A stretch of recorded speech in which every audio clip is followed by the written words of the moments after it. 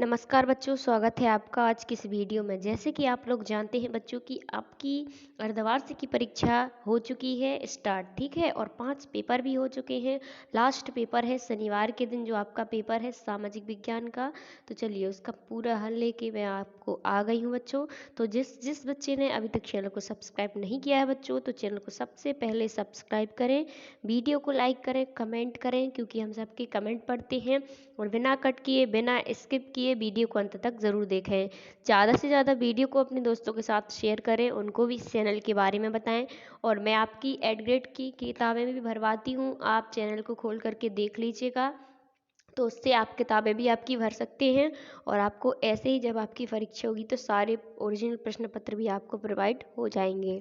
ठीक है बच्चों, अर्धवार्षिक परीक्षा है 2024 से 25 के बीच की। लास्ट पेपर है सामाजिक विज्ञान का। और आप लोगों ने देखे होंगे कि मैंने अभी तक के 5 प्रश्न पत्र आपको प्रोवाइड करवा दिए थे, अपलोड किए थे, जिनमें से एक क्वेश्चन भी आपका बाहर नहीं आया है।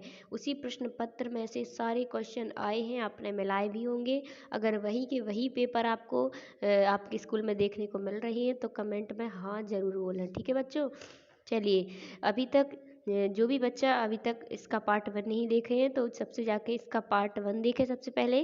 फिर इस वीडियो के माध्यम से पार्ट 2 है, तो पार्ट 2 में 11 से लेकर के 26 तक के क्वेश्चन और दोनों आंसर, ठीक है, क्वेश्चन आंसर दोनों आपको करवाने इस वीडियो के माध्यम से मैं आपको जा रही हूँ बच्चों।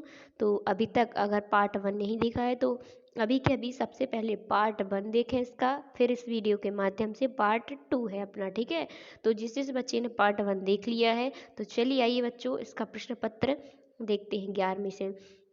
तो 11 से 26 तक के सबसे पहले प्रश्न पढ़ेंगे बच्चों, फिर इसके बाद क्वेश्चन क्वेश्चन करेंगे, ठीक है। तो प्रश्न आप देख सकते हैं यहाँ पे, चोल वंश द्वारा सत्ता किस प्रकार प्राप्त की गई। 12वां प्रश्न है, कुतुब मीनार की दीवारों पर उत्कृष्ट अभिलेख किस भाषा में है। 13वां प्रश्न है, वर्तमान राज्य के आधार पर गौड़ जनजाति के लोग किन राज्यों में निवासरत हैं, ठीक है।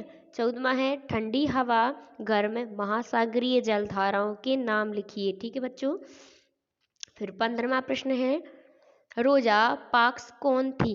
16वां है, सुल्ताना का स्वप्न कहानी किसके द्वारा लिखी गई थी, ठीक है। और यहाँ से 17 से 22 तक के लघु उत्तरीय प्रश्न हैं। तो मुगल प्रशासन में जमींदारों की क्या भूमिका होती थी। 18वां है, रानी दुर्गावती को गढ़ कटंगा की बागडोर क्यों संभालना पड़ी। 19वां है, मानव अपने पर्यावरण में किस प्रकार परिवर्तन कर रहे हैं। 20वां प्रश्न है, शेल किसे कहते हैं, शेलों के प्रकार लिखिए।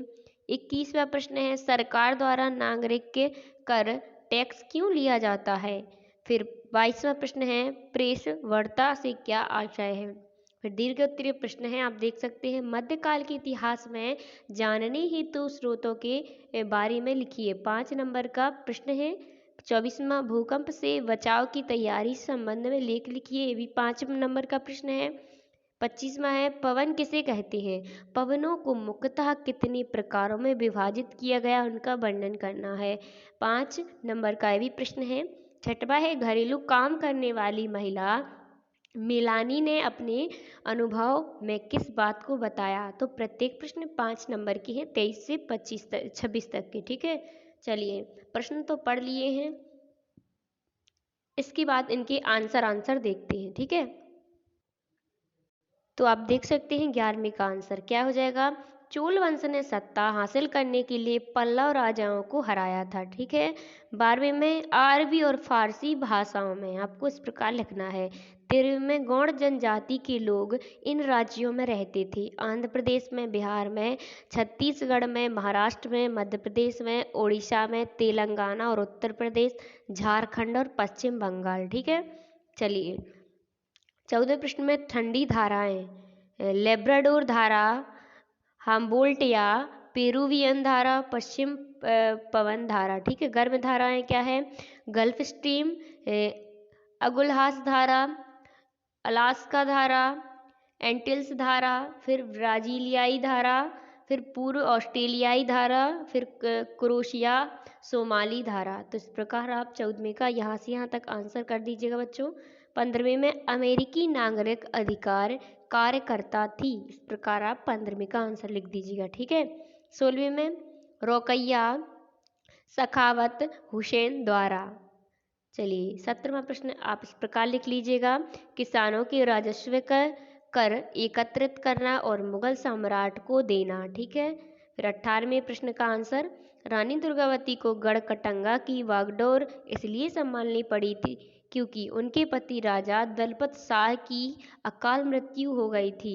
उस समय उनका पुत्र वीर नारायण छोटा था, इसलिए रानी दुर्गावती ने राज्य की जिम्मेदारी अपने कंधों पर ले ली और गढ़कटंगा राज्य को कुशलतापूर्वक शासन किया, ठीक है बच्चों।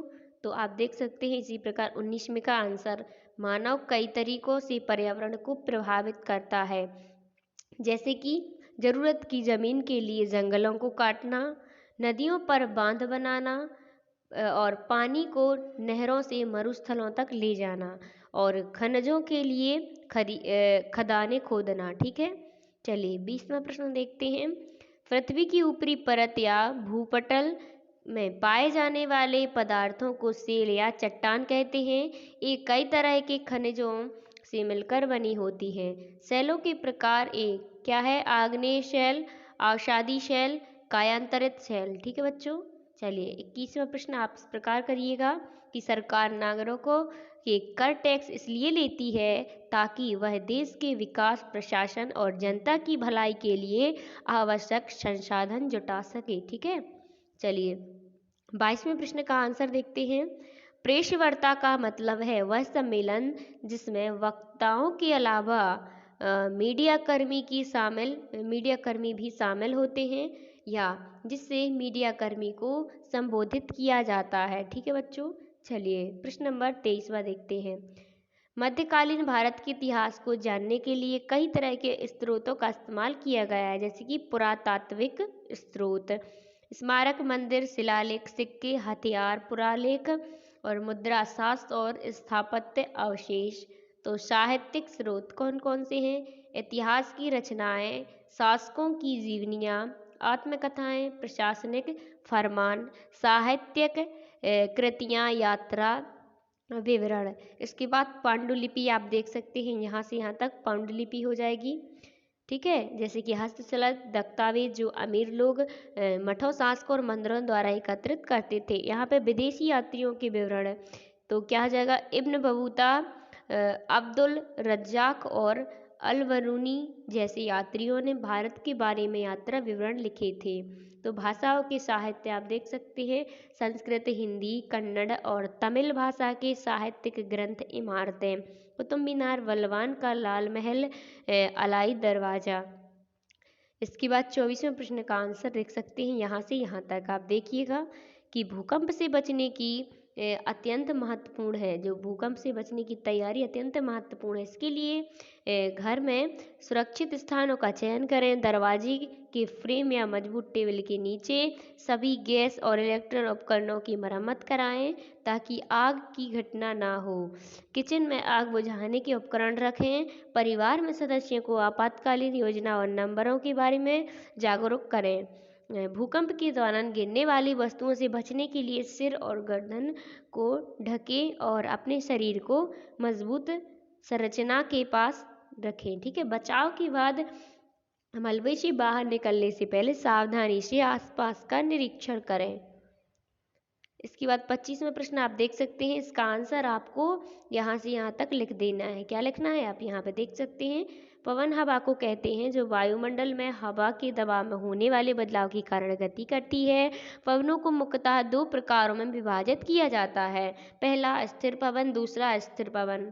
तो आप देख सकते हैं बच्चों, यहाँ से यहाँ तक लिख दीजिएगा तो 25वें का आंसर हो जाएगा।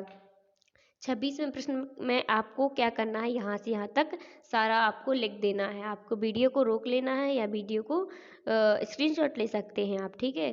चलिए बच्चों, तो इसी प्रकार अपने 6 के 6 सारे जो पेपर थे वो समाप्त हो चुके हैं बच्चों। तो जो आपके नेक्स्ट पेपर रहेंगे वार्षिक के 6 माही के जो भी पेपर्स हैं और एड ग्रेड की किताबें हैं वो भी इसी चैनल पर अपलोड हैं बच्चों। तो मिलते हैं जब आपके नेक्स्ट पेपर होंगे, तब तक के लिए थैंक यू, धन्यवाद। कल के पेपर के लिए बेस्ट ऑफ लक बच्चों, थैंक यू।